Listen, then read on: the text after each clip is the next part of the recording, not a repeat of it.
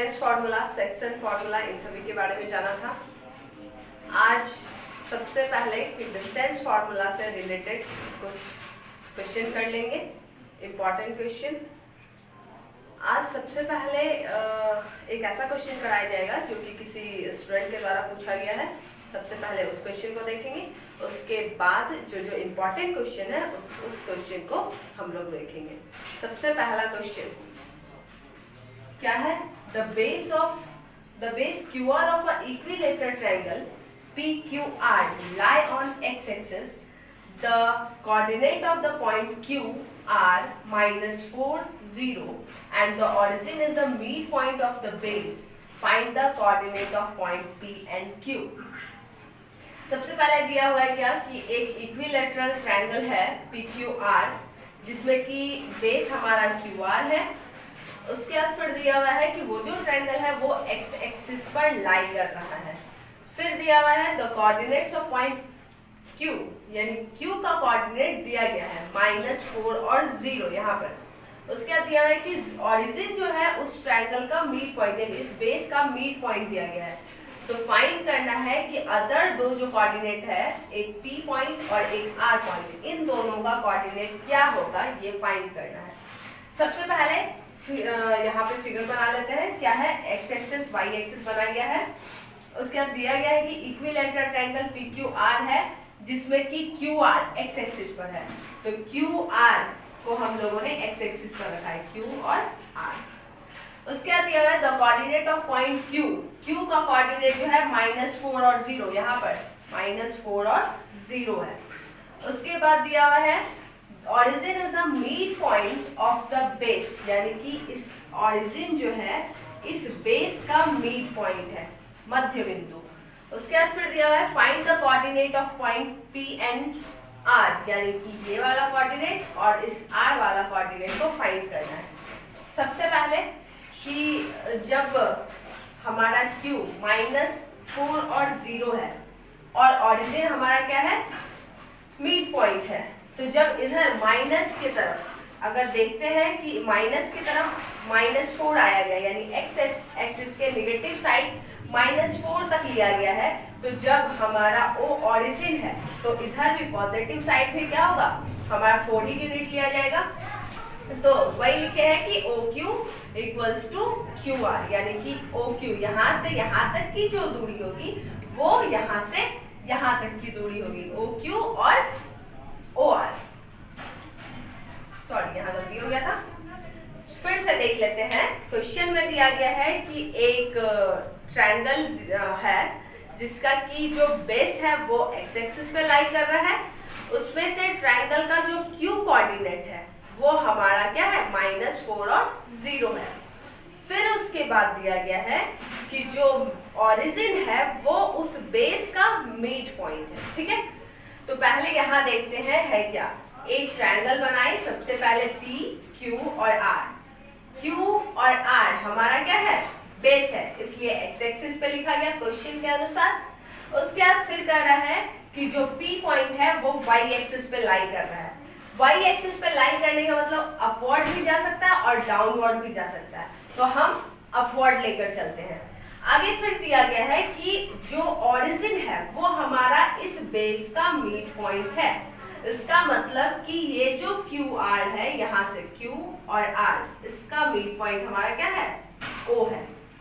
जब O हमारा mid point है, इसका मतलब OQ यहाँ से यहाँ तक की जो दूरी है वो OR के इक्वल होगी। Q का कोऑर्डिनेट क्या दिया हुआ है? -4 और 0 है, यानी कि इधर जो है वो हमारा क्या? -4 यूनिट लिया गया है, माइनस के तरफ -4 यूनिट। तो जब ये दोनों आपस में इक्वल है, इसका मतलब पॉजिटिव साइड भी जाएंगे तो वो हमारा क्या होगा? 4 होगा। और जब ये x एक्सिस पर लाई कर रहा है तो हमारा कोऑर्डिनेट क्या होगा? 4 का 4 और y वाला कोऑर्डिनेट 0 हो जाएगा। जब भी कोई पॉइंट x एक्सिस पर लाई करता है तो x वाला कोऑर्डिनेट को हम कुछ रख लेते हैं और y वाला हमेशा 0 होता है। उसी तरह अगर y कोऑर्डिनेट पे कोई पॉइंट लाई कर रहा है तो वो y वाला कोऑर्डिनेट में y को हम कोई भी टर्म रख सकते हैं और x वाला जो होगा वो 0 हो जाएगा। ठीक है, तो वही यहाँ की कि इसका जब -4 और 0 है तो r का कोऑर्डिनेट क्या होगा 4 और 0। आगे यहाँ पे वही लिखा गया है कि OQ इक्वल्स टू OR जो कि 4 यूनिट्स होगा। उसके बाद फिर है कोऑर्डिनेट्स ऑफ पॉइंट R 4, 0 यानी R का कोऑर्डिनेट अभी जस्ट मैं समझाई हूँ कि 4 और 0 होगा।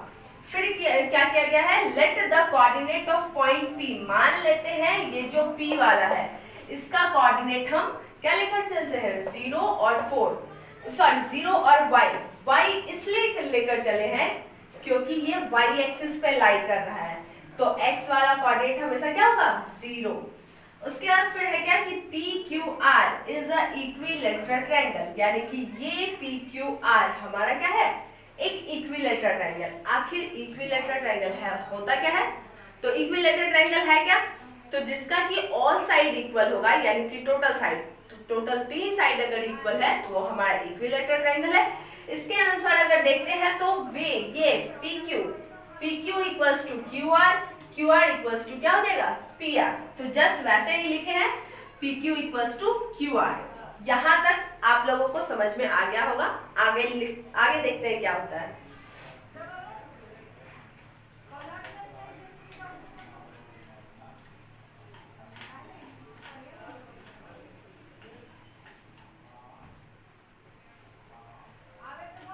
PQ इक्वल्स टू QR है, ठीक है। सबसे पहले 3 पॉइंट है, एक पहला P पॉइंट है, फिर दूसरा 3 पॉइंट है, फिर दूसरा Q पॉइंट लिया गया है और तीसरा R पॉइंट लिया गया है। तीनों का कोऑर्डिनेट लिख लेते हैं। P का कोऑर्डिनेट क्या है 0 और y, Q का कोऑर्डिनेट क्या है -4 और 0 और R का कोऑर्डिनेट क्या है 4 और 0, ठीक है। ये क्लियर है कि 3 पॉइंट का यूज किया गया है यहाँ पे, एक P, एक Q और एक R, तो तीनों का जो कोऑर्डिनेट है वो यहाँ लिख लिए हैं। इसके बाद क्या करते हैं PQ इक्वल्स टू QR। सबसे पहले PQ निकालते हैं, PQ यानी P और Q के बीच का डिस्टेंस। PQ निकालते हैं, डिस्टेंस फॉर्मूला यूज करते हैं, अंडर रूट क्या होगा x2 माइनस x1 का whole square plus y2 minus y1 का होल स्क्वायर। x2 हमारा क्या है, अगर PQ लेकर चलते हैं तो ये हमारा x1, ये हमारा y1, ये हमारा x2 और ये y2। अगर ये 2 पॉइंट लेके चलते हैं तब ऐसा। x2 हमारा है -4 तो -4 लिख लिए हैं। उसके बाद फिर x1 हमारा क्या है 0 तो -0 लिख लिए हैं होल स्क्वायर। फिर y2 हमारा है 0 माइनस और y1 हमारा है y, यानी कि हमारा हो जाएगा -4 और -0 क्या होगा -4 का होल स्क्वायर। फिर है 0 और -y तो -y का होल स्क्वायर। -4 का स्क्वायर क्या होगा 16 और y का स्क्वायर -y का स्क्वायर y² हो जाएगा, ठीक है। चलिए PQ हमारा निकल गया है, आगे देखते हैं।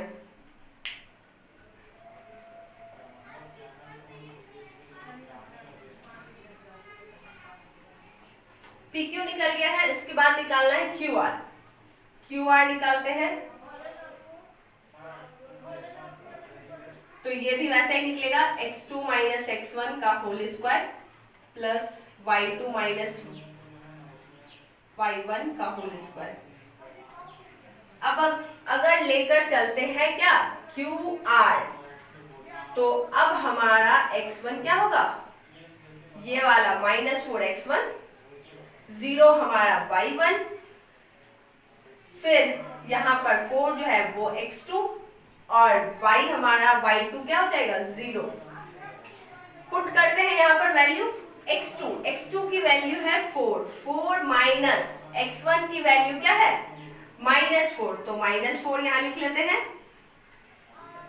होल स्क्वायर प्लस y2 हमारा 0 है तो 0 लिख लेते हैं, y1 भी 0 है तो -0 का whole square.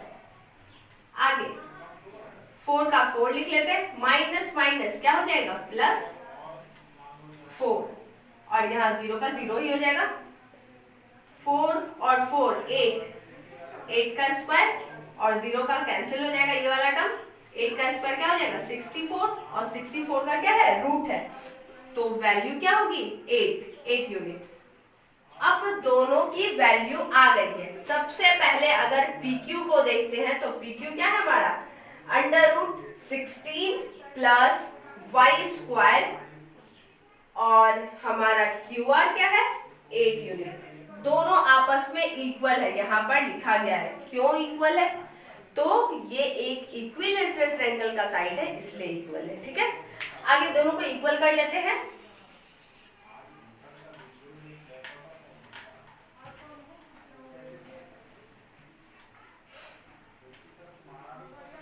√16 plus y square is equals to, इधर की वैल्यू है 8। अब ये रूट में है, उधर जाकर क्या होगा स्क्वायर, तो हो जाएगा 16 plus y square is equals to 8 का स्क्वायर, 16 का 16 वाई स्क्वायर, 8 का स्क्वायर 64। उसके बाद y square is equals to 64 minus 16 यहाँ प्लस में था, इधर आके माइनस हो गया। Y square is equals to 16 अगर माइनस करते हैं तो क्या होगा 48। ठीक है, 48 आ गया है। यहाँ वाई स्क्वायर है, अगर स्क्वायर को उधर लेकर जाते हैं यानी कि राइट साइड में, तो रूट हो जाएगा √48। 48 का अगर रूट निकालना हो तो किस तरीके से 48 का करते हैं 2 से 24 बार में, 12 बार में, 6 बार में और 3 बार में। इसका और इसका पेयर लग गया है, इसका और इसका पेयर लग गया है, तो इन दोनों से 1 1 2 निकल जाएगा यानी कि 2 2 जा 4 हो जाएगा, और इसका पेयर नहीं लगा है इसलिए ये रूट में रह जाएगा। यानी कि y की वैल्यू आती है 4√3। अब ट्रायंगल अपवर्ड भी हो सकता है, यानी y एक्सिस पॉजिटिव में भी ले सकते हैं और नेगेटिव में भी ले सकते हैं। यानी यहाँ जो रूट की वैल्यू आई है ये प्लस में भी हो सकता है और माइनस में भी हो सकता है। तो y का कोऑर्डिनेट क्या आता है हमारा, y वाले का अगर देखा जाए तो 0, क्योंकि वो y एक्सिस पे लाई कर रहा था, और y का कोऑर्डिनेट है हमारा +4√3 एक बार, और एक बार -4√3। यानी कि हमें क्या निकालना था, कौन सा कोऑर्डिनेट, p कोऑर्डिनेट निकालना था। p कोऑर्डिनेट हमारा क्या हो जाएगा 0 और -4√3 और 0 और +4√3। आई होप आप लोगों का ये जो क्वेश्चन है वो क्लियर हो गया होगा। अब नेक्स्ट क्वेश्चन को देखते हैं।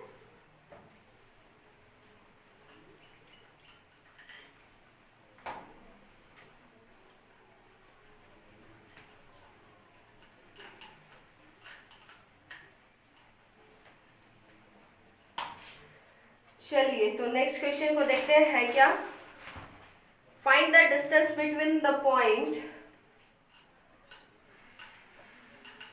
find the distance of the point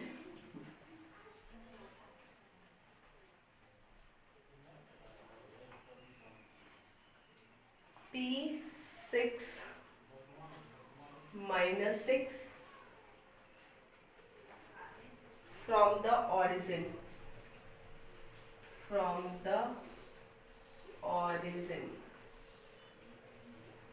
सबसे पहले क्वेश्चन को समझ लेते हैं। क्वेश्चन में दिया गया है find the distance of the point, यानी कि हमें डिस्टेंस निकालना है एक पॉइंट का।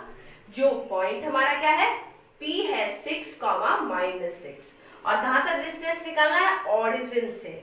ओरिजिन वाले में बताया गया था क्या कि ओरिजिन हमारा 0 और 0 पर लाई करता है हमेशा, और अब ओरिजिन जो होता है वो वैसा पॉइंट होता है जहां y एक्सिस और x एक्सिस आपस में इंटरसेक्ट करते हैं। ठीक है, तो यानी कि ओरिजिन का जो कोऑर्डिनेट होगा वो हमारा क्या हो जाएगा 0 और 0।